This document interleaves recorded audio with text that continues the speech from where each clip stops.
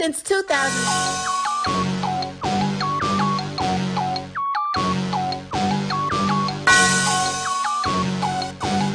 Yeah. I love my HBCU, and boy, I love it, love it. I love it, love it. I love my HBCU, and man, I hope my team they won. Yeah. I hope my team they won. Yeah, man. I hope my team they won. I hope my team they won. Yeah. I tune into the HBCU Sports Lab to see if my team won or lost. If they lost, I'm quiet as a mouse. But if they won, keep tab. I'ma do the dab, yeah. Dr. Cavil, he know what he be talking about. Mike and Charles, they know what they be talking about. They compress the analytic data with this hip hop. If you know them like I know them, they gon' tell you if your team, if they won or lost, and who the ball. So listen to Professor, yes sir.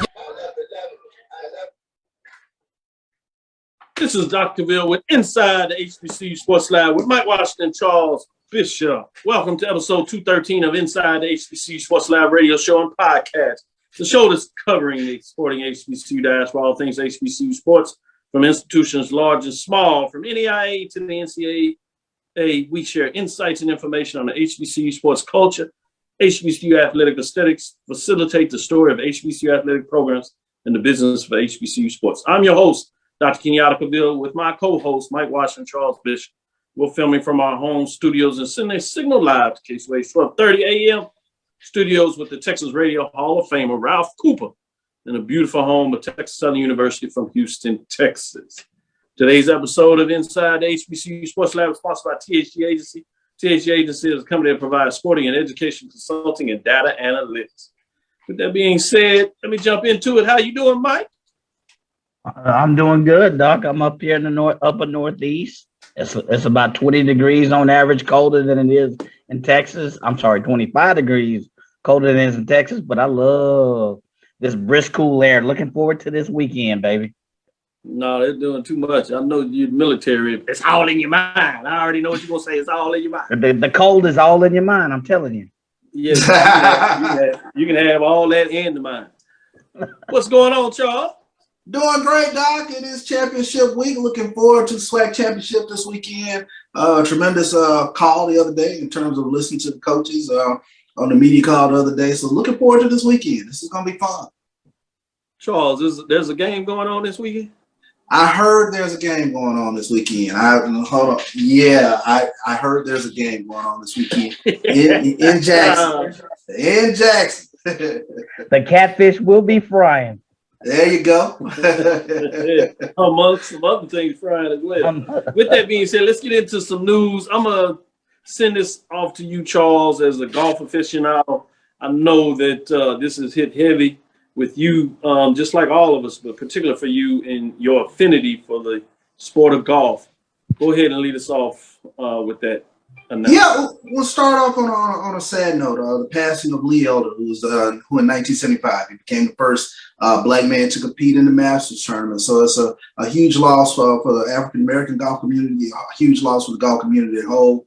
But you're talking about one of the pioneers. There would be no Tiger Woods if not for Lee Elder. So I definitely want to pass along our condolences to Lee Elder, and it's a huge loss when you talk about guys such as Lee Elder, Charlie Sifford. Those guys are the precursor to Tiger Woods. Without a doubt. And if you remember, just back November 9th, 2020, there was an article that came out in terms of Augusta honoring Elder with endowed scholarship at HBCU Payne College. So there is that HBCU tie here, more than just obviously when you talk about Elder and his African-American black connections. That was a huge announcement that was doing the midst when we were dealing with all this framing in terms of the pandemic, what I call the racial pandemic as well in terms of that. So that's significant. I'd be remiss if I didn't give Mike a chance to respond and give his thoughts as well.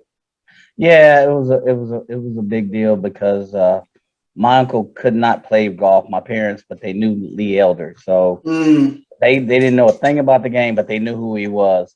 Here, the little known fact: he was the first African American on the Ryder Cup. Yeah, it's huge. A lot of folks didn't know it. And this tip off, I think it was 2020 at the Augusta National at the Masters.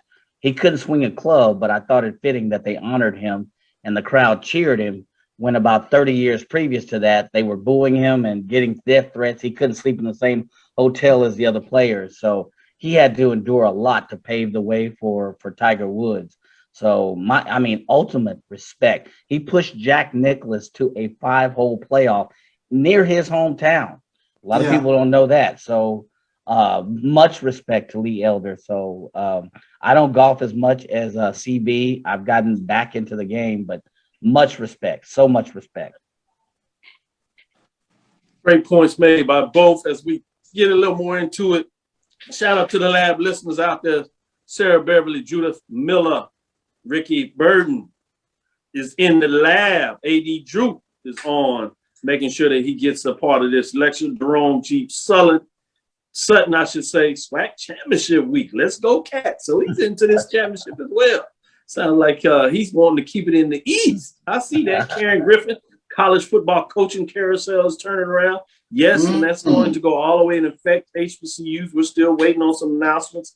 In fact, in terms of HBCU game day, we just learned that Johnson C. Smith will be making coaching changes. They will be going into a coaching direction. So it'll be interesting to see what goes on as the carousel continues to go in circles. Jimmy Wilson is in the house. Good evening, faculty.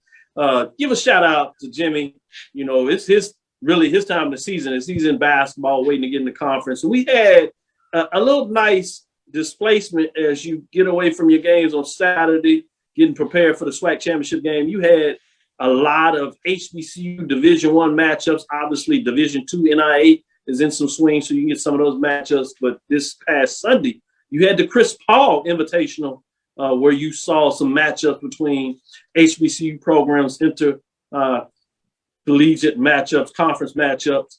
Obviously, that one from Norfolk State and Hampton. Norfolk State got it done. Then they came back and got a win against Grambling, which was a de facto championship pick because Grambling the day before beat Morgan State. So essentially you had Norfolk State going 2-0 in that tournament. You had Grambling go 1-1. You also had Morgan State going 1-1, and you had Hampton go 0-2. Thus far on the season, you have the SWAC at 4-1 against HBCU competition. You had the early matchup, right? Which is fascinating in terms of where SWAC is. Obviously, you don't necessarily in the non-conference win section, but when you got a chance to see some of those matchups, you got it done. You have obviously the win by Alabama A&M, which was the first one played against Southern. Then you had Alabama State beating North Carolina Central. And then you had Southern defeating Tennessee State, which was an early game on the Sunday morning. I got to watch through, went back and forth, and then Southern pulled it out late, getting it done. Then obviously you had Grambling beating Morgan State, which took them to 4-0, and then you get the first loss when Norfolk State defeats Grambling. Game that went down with Norfolk State pulling out late. Fascinating to see what's going on there. Kudos to Norfolk State, though. They're up to 8-1. They're playing some good basketball. So I want to shout them out as we turn the thing, and we'll get back into football. But any comments on that before we get into some of these postseason honors for the SWAC? Yeah, I think number one, it's just fun getting to watch some out of conference matchups with two HBCUs going against each other. I thoroughly enjoyed Sunday, Southern and Tennessee State going back and forth to blue blood basketball program. So it's always fun when you get these matchups. Then you get the Chris Paul matchups over there. That was fun, a lot of fun. Just watching these HBCU teams go against each other, and finally seeing some matchups, with SWAC versus MEAC and things of that nature. It's a lot of fun. The other thing, before I get your comments on this, Mike, is it was done on a Sunday, Monday, coming off of Thanksgiving. Oddly enough, it really was a great idea in terms of the time frame. Good primetime television because they split between ESPN2 and ESPNU. And then they transitioned on Monday where they went to the streaming platform.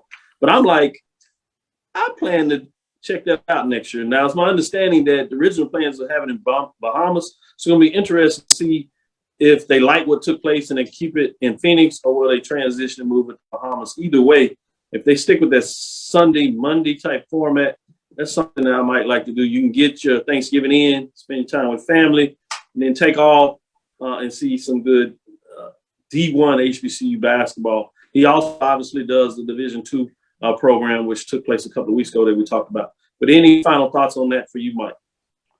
No, just in general, good basketball. I echo what CB says. The other thing is I'm kind of looking at the overlay, at least particularly for the SWAC and for the MEAC.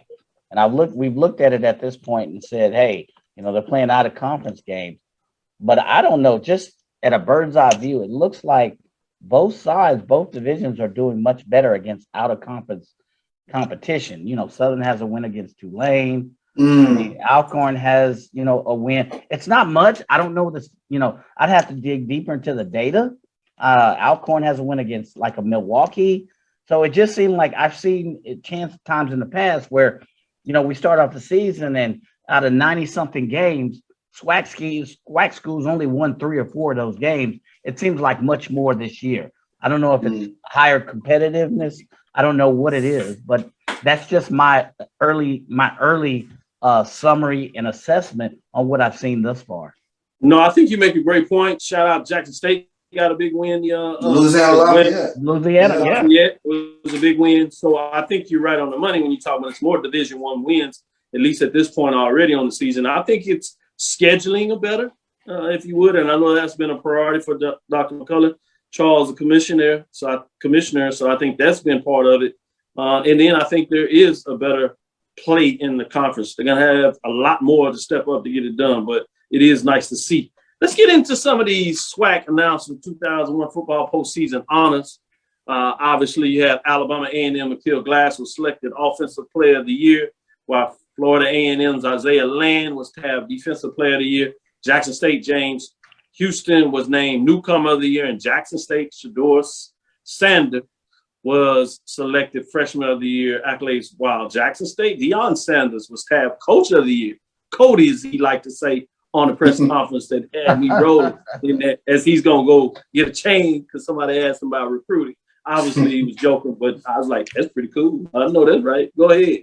So let me go to you, Charles, first. What were your thoughts in terms of the announcement of the Player of the Year? Any concerns you saw on the list? Any updates? Particular, not only just those selected as the Player of the Year, but maybe in terms of first team, second team announcements? I thought it was actually really fair when you take a look at it. I think what you will hear from a lot of Jackson State fans, and we heard with Coach Prime, and they were really pushing hard for Shador Sanders to be Offensive Player of the Year in terms of what he's been able to get done this year over Aqeel Glass. So I've been getting texts and inbox a lot from our Jackson State fans, and I'm sure they'll chime in here as well. But Jackson State chat boards were really lit up, and people were a little upset and chagrined that basically Jackson State didn't have any first team offensive players on that first team. Yeah, I thought the wide receivers you could see some first team, but the rate was so high in terms of the competition of who was going to get those 2 slots. And for Shador, I think you could have made an argument in terms of how I would have voted. I would have went with Aqeel Glass, and I would admit that I would have had some bias from his career stats and almost from his senior position. And I know it's a 1 year, so that may be, some biasness on my part, but I certainly think there could be an argument at the end of the day. So I think even though you talk about fans being fanatics, I think Jackson State fans certainly could be up in regards to being able to make the case that it was a close competition. But as you said, I could see it going either way and would not have lost any sleep personally seeing it go in any way. But I see the points that were made out there. Mike, what are your thoughts on this in terms of those key players and or maybe first, second team? Any concern with you? You hear Jackson State fans, or you hear anything from Prairie fans in terms of the number of players they may have gotten wrong? Yeah, I've heard, aches on a couple of number of players. from the preview side. But first, I echo that you can make the argument that Shedeur Sanders, could have been, offensive player of the year. You wonder what the criteria is. You look at statistics. Do you also look at how the team finished and that player's role in how the team finished? So you look at the criteria. The other thing I kind of, wondered is, can you make an argument for Juwan Pass to be newcomer of the year? So with arguably James Houston, regular season, dominant lineman without question. But if you look at passing and if you look at statistics, there's Akil Glass, there's Sanders, and then there's Juwan Pass. So could you make an argument for him being newcomer of the year as well? So I like that. Interesting. It's appropriate that these two players, these two teams that are playing in this championship game are looking at these arguments in terms of displacement of how close maybe the votes were in terms of flipping a spot or two in terms of some of these folks headlining the postseason honors. So I think that's fascinating when you talk about that. It went there. I would like to say that I think that you could make those type of arguments. Yes, Charles. I think the one that keeps coming up, especially with regards to the offensive player of the year with Quill and Shedeur, was how did Quill perform against the top two defenses in the SWAC, right? Jackson State and Florida A&M. So that was a repetitive theme that kept coming up in regards to a nod in the favor of Shedeur. Yeah, but I think in terms of that, that's going back to Mike's question is like, what do you use? What is the criteria? And the thing about the criteria is the sports information directors and the coaches. And it's subjective. It's what they want to use. So you could have some coaches that use the head-to-head. Shedeur would get the nod. But if you use in terms of statistics, Glass would get the nod in terms of what he put up. He didn't get the victory, but he put up the numbers. So again, it depends on what you use as your personal criteria. And there's no set to say how each one of these votes. And that's where it opens up because you have coaches that are going to use whatever unique formula they use. And some of them are just going to use the eye test. Let's be honest, sometimes these coaches are not necessarily voting. They use an assistant coach or SID to vote on both sides. And so they may not even be using that much output. It is what it is. I think at the bottom line, when you see the fact of the number of players at the top, it makes sense of who were the top teams, especially when you look at the divisions, arguably the Eastern Division, well, it's not even an argument, in my opinion, how talented they were, but also in terms of the top teams in each of those divisions, the number of players that are out there. But also, I think it spreads out across the board of how a lot of teams had at least one or two players, letting you know the talent that is all across the Southwest. Exactly. Yeah. Let's go to this quick break so we can get back into it. We have a guest coming up in this second quarter, and we'll be right back after this quick break. Since 2002, Empowerment Resources, Inc., a nonprofit organization, has empowered more than 1,500 youth and adults in Duval and surrounding counties through its programs Journey into Womanhood, Girls Mentoring, Life Skills for Teens, and Parenting Education Coaching. To get involved with programs, volunteer, or donate, visit www.empowermentresourcesinc.org. Follow us on social media, facebook.com/empowerment.resources and instagram.com/empowermentjax. Shop Velvet Online Women's Boutique to spice up your closet with trendy, unique looks. We have fashionable and chic looks at very affordable prices. Velvet Boutique offers free shipping all year long on all orders. Shop online at www.melvetboutique.com. That's www.melvetboutique.com. Like us on Facebook and follow us on Instagram. Shop Velvet Online Women's Boutique. Press the analytic data with your hip hop. If you know them like I know them, they gon' tell you if your team, if they want a lot, and who the ball. So listen to Professor, yes sir, and pay attention. This is Dr. Cavil with Inside the HBCU Sports Lab with Mike Washington, Charles Bishop. As we went out of the break, I wanted to talk about Lincoln, Missouri hires veteran HBCU assistant as head coach Jermaine Gales, HBCU.com, giving you that information, talking about offensive coordinators and those that should be in line for head coaching jobs, guess who we got? We get to interview Jackson State offensive coordinator, co-offensive coordinator, specialization, I don't know, whatever, quarterback coach, whatever you want to call him, he's talent. That is none other than Coach T.C. Taylor. How you doing, Coach? I'm doing well. Glad to be here. Thanks for having me. Oh, it's our pleasure. Welcome to the lab. Let's get in here. Let's do some cooking. Because, man, your offense is doing things. For those that do not know about your background, let's share a little bit about that. We're not going to insult all the folks out there, but there's some that may not know. Go ahead and tell a little bit about where you're from and how you connected and got into coaching. Originally from Macomb, Mississippi. That's debatable. Some say Magnolia, down south 55 here from Jackson. So I have to be careful with that, but I went to South Pike High School. But just getting into the coaching game, came to Jackson State as a player, finished up here and went to the league. NFL, had some time with the Patriots, got done there, and just trying to figure it out once I was done. And, got a call about a job at Kahoma Community College, a startup deal. Hadn't had a lot of success. So I'm like, never thought about coaching. And that's where it all began for me, man. And once I got up there and got around those kids, and I'm like, this is okay. This is what I want to do. I want to give back. My whole life has been surrounded by football, from a little kid on up, and it's just taken off from me. And from there, Dr. Cavil, I ended up with Coach Asbury over at Texas Southern. I've been around the SWAC, been at North Carolina Central, been at some good places, and just, it's been a great run, and it's steady going. Yeah, that previous stop over there at North Carolina Central broke all those records for total offense, single season, 4,614 yards. You've done it all at an extremely high level. But what is your philosophy as we're talking about offensively? Obviously, we talk about Shedeur Sanders, in terms of being the freshman quarterback of the year.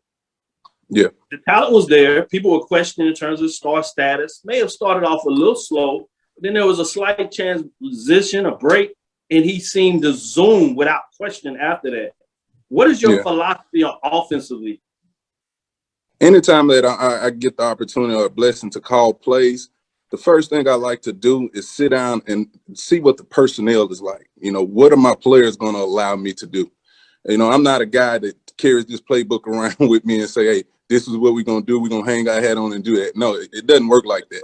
I like to sit down and see what type of players I have, and then I try to fit a system in place in order for those guys to be successful. Like I tell those guys, I can draw up plays all day. My mind is steady ticking with football, but you guys have to go out there and execute it. I was telling the guys earlier today, I probably couldn't even get dressed in some of the equipment, the upgrades to the equipment and the way, the technology is now. So my blessing and my gift to you guys is just to give you the plays. You guys go out there and execute it. With Shedeur, he's so smart, so intelligent. As far as being a freshman, he's so ahead of the game. You really can just kind of open things up for him. And at times, he may get a little held up, things get to moving fast. But once he catches a groove, I catch my groove. And that's how it's, been the blessing with he and I going, thus far, week in, week out. So I just like to make sure I'm not doing too much for the kids and doing what they allow me to do. Don't want to give them too much on their plates. So I just officially got a little nervous about Saturday. I know, right? With that being said, all seriousness, my brother Kwame Cavil, wide receiver, coming out of college, certainly looked at HBCUs. He found the light and went over there to Texas. That's a whole nother story. But he has that mindset too. At the high school level, getting a chance to coach. But sitting down with these playbooks, man, I would love to get you all two together to talk about playbooks, and I just get to sit back and put my pen and get a different perspective of what it really means to be in the locker room and understand play calling at a different level schematically. I don't think people quite understand, as fans, and I'm one of them. I'm with this about, seeing some things on films or hearing some sport talk, and they talking about you need to do this just because we played at the high school level. Some are fortunate to play at the college level. But even those that went to the professional level where they have to study, it's so unique and different when you have to really become a professional at understanding schematically what it means to come up with a game plan, what it means to evaluate talent. And I'm not asking you to break that down because I'm gonna share the mic and I'll let like Charles to talk about that. But I really wanted to get that out there in terms of the professional component of what it means to be a coach. Yeah, I think it's a true art to it. You know, real quick on that. I think it's a true art to it. And I'm going to go back and I don't want to sound like I'm repeating myself, but you really have to lean on what your players can do for you. You know, I have trunks of playbooks, you know, that I've collected and just data, just putting together, you know, but if I got a dual threat guy, why would I go out there and do some pocket things with him? You know, I want him to be the best player on the field every weekend. And then Chuck and I have talked about this. It gets to a point in the game where I may have this game plan right here ready to go for this weekend.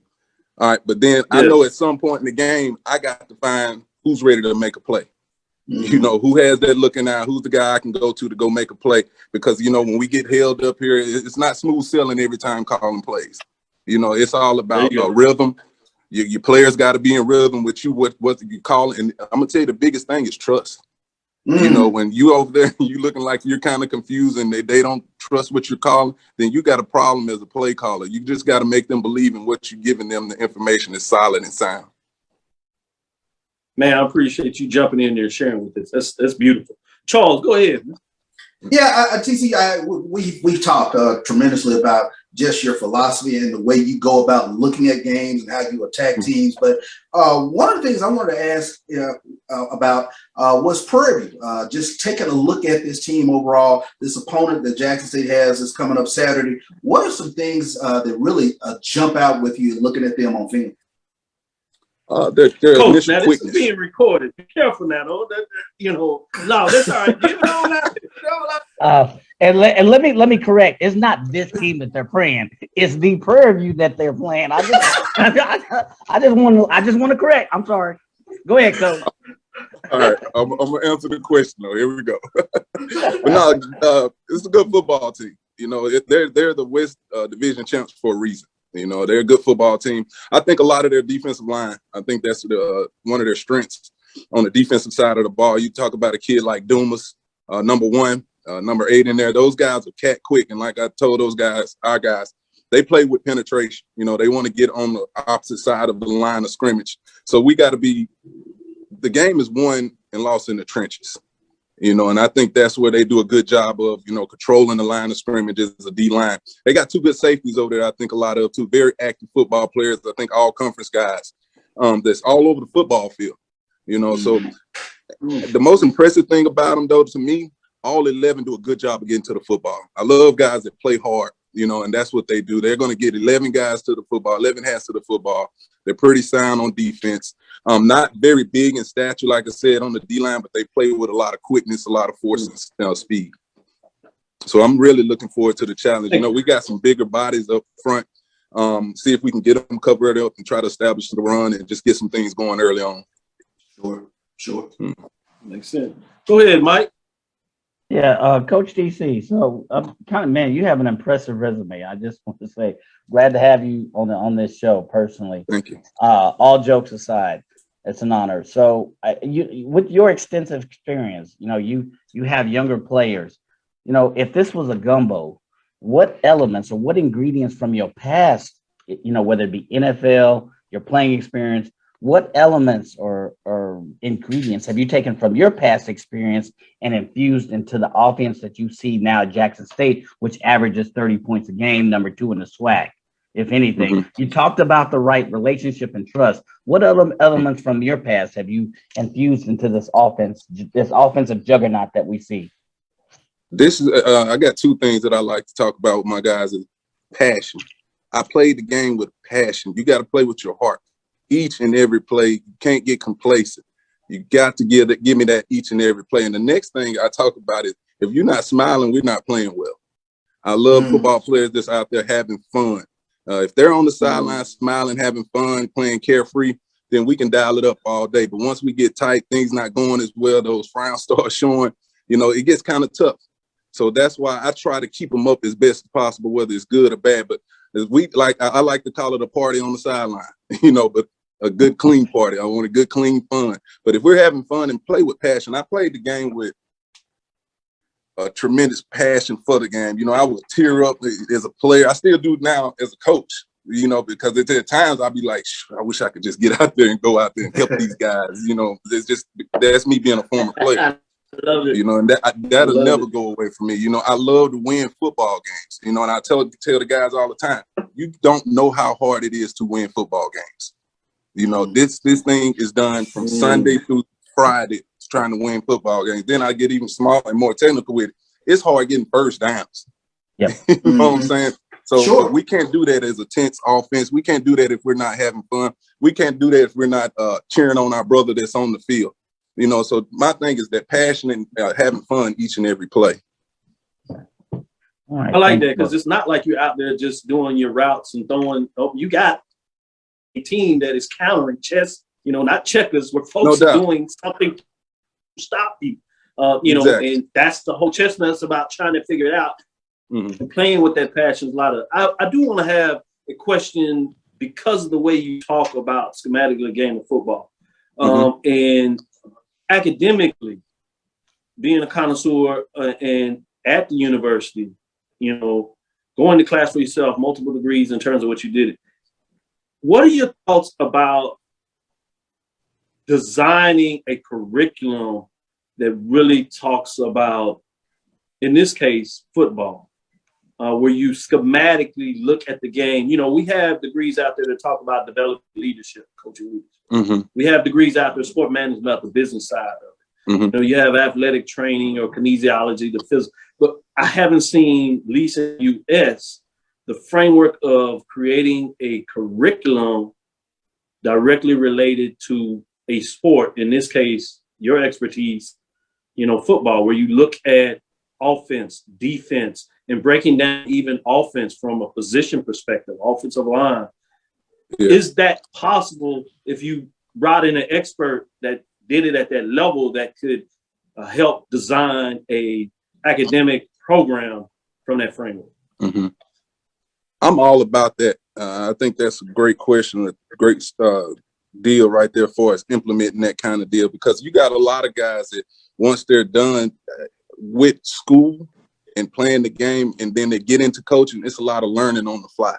So what better way to get them more prepared, you know, with tutelage along those 4 years and let them, what am I trying to say here? Saying that it's credible, that's a credible deal. Because I look at it like this, you got a lot of people that will tell you, man, you just coaching. You know what I'm saying? And they don't really realize what goes into it, the stresses, you know, the day-to-day grind and the thought process. There's some creative minds in the game, you know, and I think we can get so much further ahead if we do implement those kind of things. Because the only real time we really get that kind of stuff is like in the off season. You go visit places, you know, or you got the convention that's once a year and you're getting that kind of knowledge. But to have a curriculum like that, I'm all about that, because I think it would make for better coaches. And then, you know, when that time comes, you got brothers that will be further ahead coming straight out of college, because everybody can't go to the league. You know, and you got a lot of guys that do want to be a coach. I know you don't have a lot of off time, but let's talk about that. Once the season is completed and transitions are made or whatever, let's sit down and talk about that. And I'll bring these guys along in terms of what that looks like, because that's my next push that I've been pushing for. But now I have the expertise and people that I can get that I think can develop that. I know, Charles, you want to sneak another question in there. And as you do that, Taylor, after answering that question, follow up by telling us anything that we didn't ask you that you want to share. But go ahead, Charles. Coach, let me ask this question because I'm always curious about this. What is it like to be in the zone, if you will, as a play caller, or when you have that aha moment, like, oh, this is working? What is that feeling like?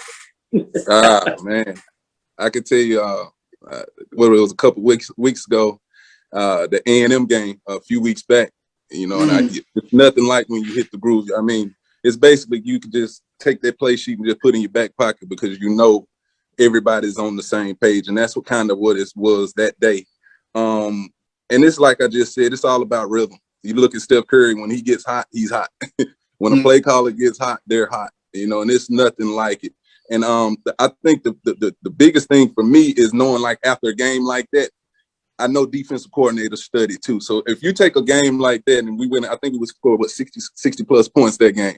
Sure. I knew from then on that it was going to be struggles in and out, ups and downs, because they get paid too. Right. You know, and that was my first week doing it. And I knew that was going to be the challenge for me. You know, not after this game. I know I can call plays. I've done it for a while now. The challenge was going to be, how do I continue this week in, week out? You know, the chess match, what you're going back to what we said earlier, the adjustments you have to make at halftime. I think that's where the real art of play calling comes in. When you practice things for the whole week, getting you ready for Saturdays, and then you got some really good D coordinators come out there and give you something totally different. Sure. What's the adjustment you're going to make to win the game? I don't mean to get off the question, but there's nothing like when you hit the zone, because, like, no matter what they give you defensively, you know, you're prepared. And that's what the zone is preparation. You know, when you hit the zone, that's a prepared coordinator, period, point blank. He's done his homework all week, and he's ready to go against whoever that is on the other sideline. That's awesome. Yeah. Awesome. Mike, did you want to sneak a quick one in real quick? I saw you. Yeah. Let me. My question's a little bit on the opposite side. You know, how do you infuse in your players situations where you got to handle adversity? Although you haven't seen much of it this year because you won 95%. But should you encounter adversity, you're behind, your team's not doing, you know, how do you handle that? How do you infuse that into your players to handle adverse situations in a big game?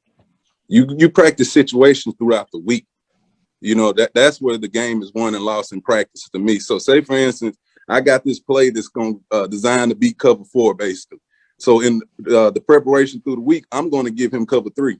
You know, get a quarterback cover 3. I got you. Just to see how he handles that situation, because we're preparing for cover 4. But like I said, these D coordinators are getting smarter and they're studying film as well. So I try to get those guys in those situations throughout the week. And then the next thing is, regardless, trust me to make the adjustment. Trust these offensive coaches to make the adjustments. If I continue to send you out there with that same thing and we continue to fail, that's a problem on me. That's my fault. And that's one thing I'm quick to do to help those kids deal with adversity. I'll take blame when it's my fault. Gotcha. You know, and I expect them to do the same thing. But when it's not going the right way, I'll say, give me time. We'll get it fixed. Trust what I'm giving you. Let's make the adjustment. We go from there. But to answer your question, it's done throughout the week. I put them in those type situations. So when the game come here, yeah, coach, you said that they might do this. So we're already ready for that situation. You know what I'm saying? So that's how we kind of prepare for that, you know, the week prior.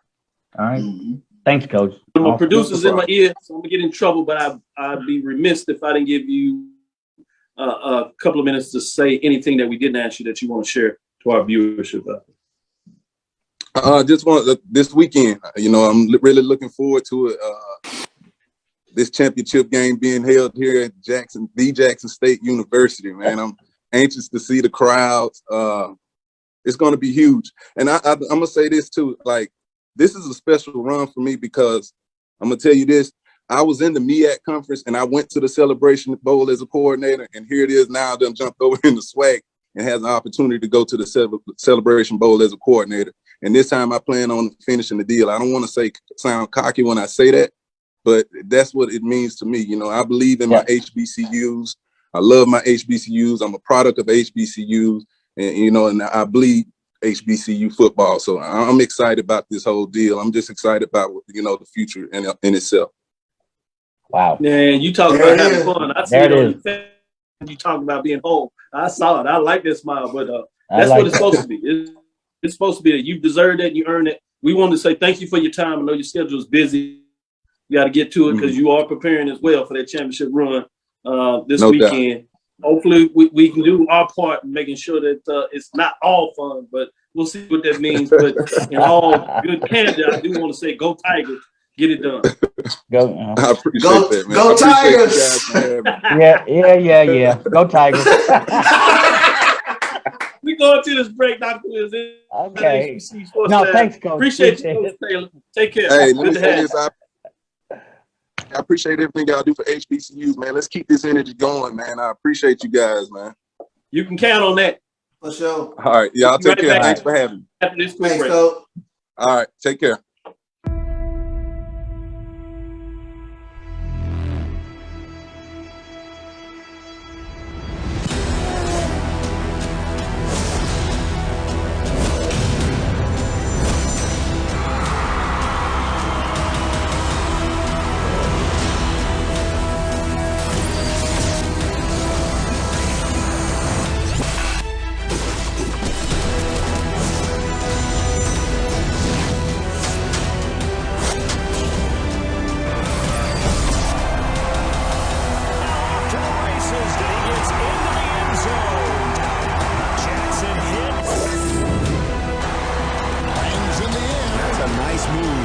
first shot.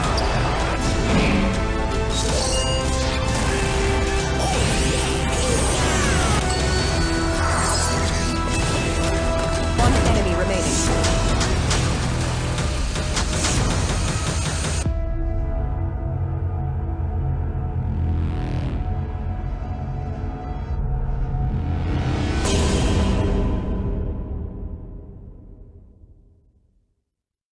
From novice to aficionado, find yourself here. High quality cigars plus personal customer service with Slow Burn. Visit our website, www.slowburnwaco.com. Slow Burn is Waco's only mobile cigar lounge featuring a meticulous curated collection of premium cigars. It's more than a mobile lounge. It's an environment and an experience rich in history, luxury, and personality. An elegant extension of any celebration occasion. It's the perfect escape and meeting place, a space where you can relax or enjoy a shared passion. Have Slow Burn plan your next big event, or before you are planning to celebrate your win over your athletic rival, you can shop our collections at www.slowburnwaco.com. But if they want to tab, I'ma do the dab, yeah. Press the analytic data with the hip hop. If you know them like I know them, they gon' tell you if your team, if they wanna lose, yeah, and who the ball. So listen to Professor, yes sir, and pay attention, cause he gon' teach you. This is Dr. Cavil with Inside the HBCU Sports Lab with Mike Washington and Charles Bishop. Hope you enjoyed that interview. TC Taylor showing you what it means to be a coordinator at the collegiate level, particularly participating with an HBCU and that connection. Hope you enjoyed that. With that, let's get in this mid-major poll. No changes week 13 other than the record by Bowie State Bulldogs. Obviously, it's a foregone conclusion that they will win Dr. Cavil's Inside HBCU mid-major division football poll ranking. But I did want to do courtesy because the Bulldogs are still playing. If you have not heard by now, that means you've been asleep and not a follow HBCU sports, but we're going to do our due diligence and acknowledge, as we did from Sunday, Bulldogs are going into the third round, which is officially the quarterfinals. Final 8 teams coming out of the region. Regional championship is on the line. They will be playing the number 1 team, Valdosta State Blazers, that won a championship a couple of years ago. But Bowie State Bulldogs coming in 12-1, 7-0. Obviously reminds you in terms of the championship run. And when I say championship, Winston-Salem State, that they played in the championship game, the Rams, about a decade ago, led by Coach Maynard. That's obviously with the Alabama A&M Bulldogs that won the championship in the spring. Just how amazing these things connected. But it'll be fascinating to see what takes place in this matchup. But the Bowie State Bulldogs go to 12-1, 7-0, 10 first place votes, number 1. Let's go to the mid-major poll. Then we can get your thoughts on that. Looking at the top 5, no real changes in the bottom 6, 10 through 6 here. North Carolina A&T remains at 10. At number 9, you have Hampton Pirates at 5 and 6, 3 and 4 at number 9. Number 8, Norfolk State Spartans 6 and 5, 2 and 3, 34 points. At number 7, Alcorn State Braves 6 and 5, 5 and 3. At number 6, you have North Carolina Central Eagles sitting at 6 and 5, 4 and 1. Getting us to the top 5, Prairie View falls a spot after the loss to Mississippi Valley. Kudos to Mississippi Valley in terms of putting another check mark in the Eastern Division in terms of how they dominate the West this year. It'll be interesting to see data points, as Mike says, how that will look next year. At number 4, South Carolina State Bulldogs, although they didn't play, they move up a spot, 6 and 5, 5 and 0. They were already in the Celebration Bowl by winning the MEAC. And so it'll be interesting to see what that looks like against either Jackson State or Prairie View A&M Panthers, which brings us to number 3, Alabama A&M Bulldogs, 7 and 3, 5 and 3, 99 points. You have number 2, Florida A&M Rattlers, 9 and 3, 7 and 1. They do have a loss in the FCS playoffs, 117 points. They lose a couple of points, but they hold on to the 2 spot. Brings us to number 1, Jackson State Tigers, 10 and 1, 8 and 0, 13 points, 130 points.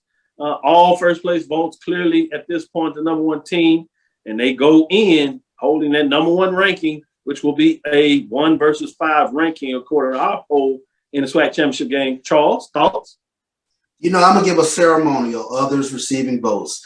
the job Vince Danzy does at Mississippi Valley State University, if he could have gotten a 5th win out there somewhere, it would have been interesting to see if Valley could crack into the top 10 at least. And I think Coach Brown talked about it at the press conference, just the job that Dancy has done, and to watch it up close this past weekend. Valley plays you tooth and nail. They play you hard. They play FAMU hard. They play Jackson State hard. They play everybody so doggone hard week in, week out. And to see them have a modicum of success, that was huge for Vince Dancy, and he was very deserving of that contract extension. I agree with that totally, and I can tell you now, if he would have got that 5th win with A&T sitting at 5-6, Hampton at 5-6, and with one of those wins being over Central, and probably would have been over like a FAMU, Jackson State, some of the closest game they had at home. Alcorn, if they would have picked up one of those wins over those type of teams that were in the top 10, no doubt, they would have found their way not only receiving votes, but they would have been in the top 10. Great point. I'm glad you pointed that out, and I agree with you. Congratulations to Coach Danzy on the contract extension. Congratulations to the AD that I thought I got it right, that got it done, the contract extension before the last game in terms of putting the stamp, taking those players out of the transfer portal and saying, hey, we're moving in the right direction. Mike, your thoughts in terms of the poll rank?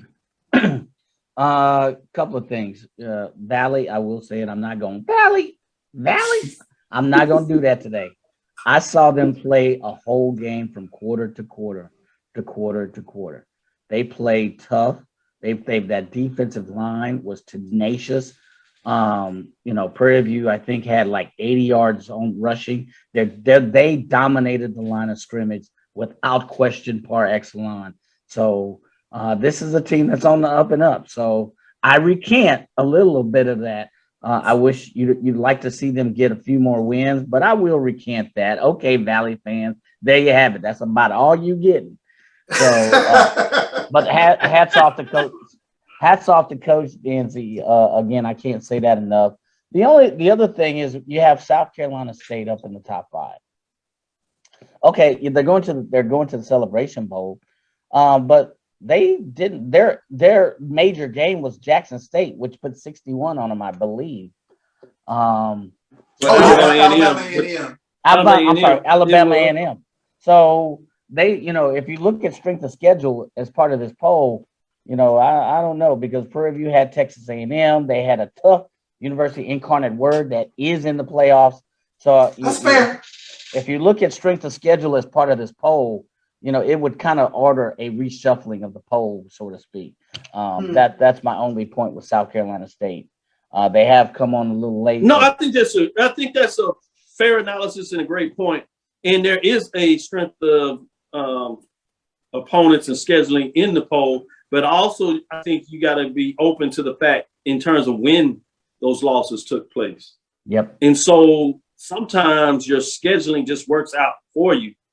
They've won 5 in a row after they took some of those losses. So it could be a component of the scheduling, frankly, lesser talent, or it could be the fact that they improved. But you're right. When you look at the totality of their schedule, you do have the questions in terms, not only the loss to Alabama A&M, frankly, the tough shutout loss to FAMU, but you also got to think about both of those games were on the road.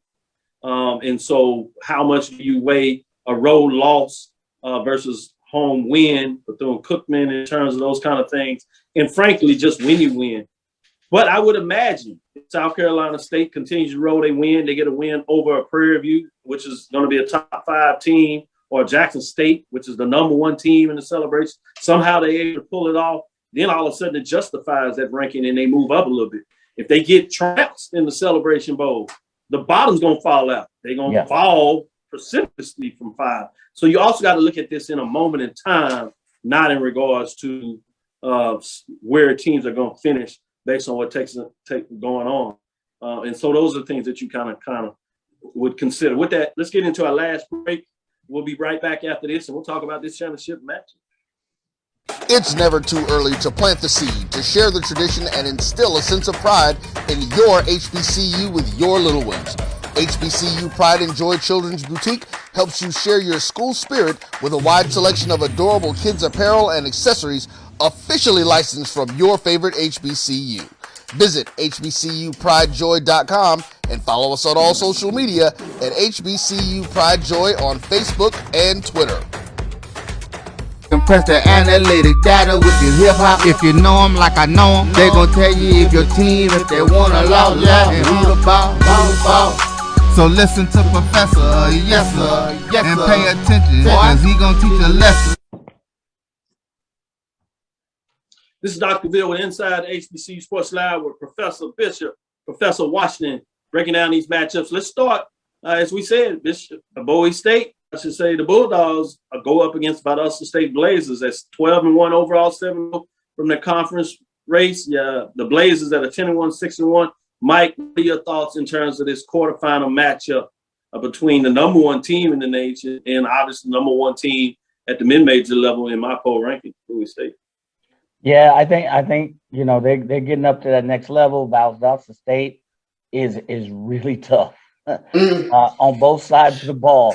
So this is going to be a tremendous step for Bowie State. I think they beat was it Newberry? Was it 13-10? I don't think any team scored in the first half, and Bowie State ended up pulling it out 13-10. I think they'll lean a little bit more from their offense from the start of the game because this Valdosta State team is an awesome team. So we'll see. I don't want to say that Valdosta State has it, but they're heavily favored for a reason. So it'll be a good matchup. Go ahead, Charles. I'm sorry. No, I agree with you. It'll be a tremendous matchup. And I think the thing that assistant coach touched on when he was on Sunday, Bowie State's not going to be in awe of Valdosta State like they were prior to playing Valdosta State. So I think that's something that tips into their favor in terms of not being scared of the moment, if you will, in terms of taking on this perennial blue blood in Valdosta State. For me, can Bowie State get the run up and go on Khalil Wilkins? That's going to be huge for them in terms of keeping this Valdosta State offense off the field and kind of controlling the clock and letting Jerome Johnson continue to be who he is, a quarterback that can get it done, not only with his arm, but with his legs as well, and really give defenses fits. But it's a tough go trying to get the win in Valdosta. Yeah, it's going to hinge on Jerome Johnson and that running game, or at least a balance to keep Valdosta's offense off the field, for sure. I like that. Great points you both make there, and not to pick on the Rattlers because it's certainly they deserve to be there in terms of the playoffs. But I do like the point that the Bulldogs have been in the playoffs. Maybe not all the players there. First, they won a couple of rounds in the playoffs. Yeah, they had the comfort of being at home, but they've been in it. And you have the resume of the program most recently being in the playoffs, even with them going down to Valdosta State and playing it. So you kind of point on that. I would like to talk about the point that you make, Mike, in regards to the toughness of the Blazers defense. While they're solid, I think there's some holes in that defense, and I don't know how much of that is a credit to the offense of putting all those points and just the fact that they may be on the field a lot more, but they give up points. They usually have a lot more points on offense. So it's going to be that unique balance. And when you talk about how much of that is just what happens to the offense and how much can be attributed to playing a team such as Bowie that's pretty solid defense, which is kind of what we saw with the FAMU when you talk about Southeastern. You had the defense, offense, and you saw that Southeastern was able to get its wheel in terms of defensive side. And the health of Jerome Johnson going forward. I mean, I know he got a little dinged up in the Newberry game, but that's going to be huge for Bowie this upcoming weekend. Yeah, getting into that, that's one thing I think you got to look at when you talk about this championship matchup with Jackson State and Prairie. Prairie going into Jackson to play that matchup. There's some question in terms of the health of Prairie in terms of being banged up on both sides of the ball. It's going to be fascinating. Jackson State had that extra week to maybe rest and maybe heal a couple of nicks in there. Obviously, they're playing really well regardless of that. But that's one of the things that's fascinating me. I'm going to stick with you, Mike. What are your thoughts in terms of that championship matchup between Prairie View and Jackson State? East, West? Yeah, I think you hit it on the nail. I think Prairie View had a tough schedule going up to Texas A&M and then playing a very tough Mississippi Valley team. And they have a few dings on it for sure. I think they will get the team ready. I think the team has focused this week. You talk to members of the cast of 1876 who talked with players personally, and they're ready. They're up for the game. I think the key, if you look at X's and O's, is can we keep Shador and that offense off the field? Or can we make them one-dimensional? Jackson State averages 90 yards a game on the run. They seemingly are much stronger on the pass. Can the defense get after Shador Sanders? The other thing you have to look at is, even though they're outsized, you heard Coach, alluding to it, the Panthers are a fast-moving defense. They're quick, they're agile, their defense. Can they maximize that effort during part of this game? So there are lots of moving elements. I could spend all day. I know we're pressed for time, but there are lots of moving efforts. The thing is, can the Panthers get healed enough in some of the key positions, and can they get motivated enough to really, put a hold or at least limit that high-powered Jackson State offense, which is number 2. Good stuff, Mike. Save a little bit, because we're gonna take a real deep dive and spend more than half of the show on Thursday. I'm getting too deep. I just kind of wanted to tease some folks, but that's a great point. Like you said, you could go in, but I want you to take that deep dive. We're just gonna do it on Thursday. We want to tease a little bit, get people prepped. That's how football makes it. You kind of lather up throughout the week until the kickoff. That's what makes football special. But let me go to Charles and get him to provide some framework, as I'm sure he'll take a deep dive, not only here on Thursday, but with the pregame show. He's really going to go inside the number. But go ahead, Charles. Shine for us a little bit now. Yeah, I think it's huge that Jackson State has had a week off. The last time we saw Jackson State with a couple of weeks to prepare for an opponent, they put up 61 points on Alabama A&M. One of the things that I've gotten an opportunity to watch up close is the way this staff makes adjustments during the course of the game. It is phenomenal to sit back and watch, to get the input in from the players that they rely on, and then go about the process of making schematic adjustments and things of that nature during the course of the game real time. It is a fascinating thing to watch. And I think TC touched on it. He likes to see when guys are playing with smiles, or having fun out there. And that's one of the things that I've had an opportunity to watch with this Jackson State team. It becomes a feeding frenzy. One good play begets another big play, begets another big play, and it becomes a feeding frenzy. And then that defense gets out there and they feed off of the energy. They feed off the energy of the crowd. So it all goes together. And this Jackson State defense, and Neely and I are going to probably touch on this on Saturday, is one of the more historic Jackson State defenses that we've ever seen from a statistical standpoint. They are completely fly around. He talked about 11 hats being around the ball. I think that could be one of the storylines of the game in terms of the way they get after you, stopping the run first, then getting after the quarterback. Great breakdown, early breakdown. Like I said, we'll go in Thursday, really go in each segment of the game. We'll talk about the offense matchup, Prairie versus Jackson State. Then we'll talk about the defense reverse matchup, Jackson State versus Prairie. We'll look at special teams. So we'll take even more of a deep dive. So make sure you tune in for us on Thursday. That'll do it for us tonight. Thank you for listening to Inside the HBCU Sports Lab. Make sure you share our podcast with your friends and peace. I am Dr. Alexiss, the Dean of HBCU Sports from Inside the HBCU Lab, College of HBCU Sports with Mike Washington, Charles Bishop. Hope you enjoyed our guests with Coach T.C. Taylor, Offensive Coordinator of Jackson State University. As they like to stay around those parts, the Jackson State University. Again, we want to thank you for listening to Dr. Bill's Inside the HBCU Sports Lab with Mike Washington, the Prairie A&M University, as he likes to say, Charles Bishop of the Jackson State University. Tuesday and Thursday, right here, 6 o'clock Central Standard Time. We look forward to next week as we get into it. When I say next week, we're talking about Thursday as we get it going. Follow me, Dr. Cavil, on Twitter, Facebook, and Instagram. That's DrKenyattacavil. That's DrKenyattacavil. That's Inside the HBCU Sports Lab 1 on Twitter, Facebook, and YouTube is Inside the HBCU Sports Lab. Make sure you check out the 1876 Sports and Culture podcast that drops tomorrow morning. Look out for the pregame show. They'll drop tidbits all week long, and then they're going to get you inside the game. I'm talking about a big game, the SWAC Championship Game 2021 in Jackson, Mississippi. Don't get quite much bigger than that. With a Celebration Bowl on the line. Shout out to John Grant.